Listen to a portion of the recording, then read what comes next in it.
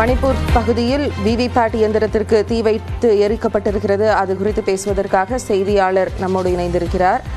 ராஜா, இது குறித்த கூடுதல் விவரங்கள். வணக்கம்.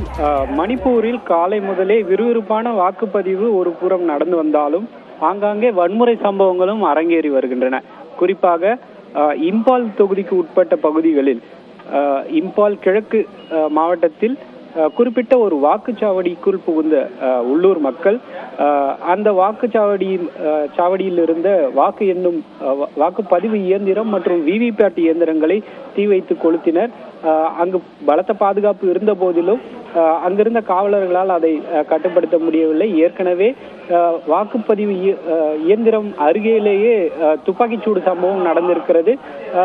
அங்கு பலத்த பாதுகாப்புக்கு இடையே தான் வாக்குப்பதிவு தற்போது நடந்து வருகிறது. குறிப்பாக மணிப்பூரை பொறுத்தவரை இன்று இன்னர் மணிப்பூரில் மட்டுமே தற்போது வாக்குப்பதிவானது நடைபெற்று வருகிறது. கடந்த ஆண்டு வன்முறை சம்பவம் நடந்ததிலிருந்தே அங்கு ஒரு அசாதாரணமான சூழல் நிலவி வருகிறது. குறிப்பாக தற்போது வரை 3 மணி நிலவரத்தின்படி மணிப்பூரில் 63% பேர் வாக்களித்துள்ளனர்.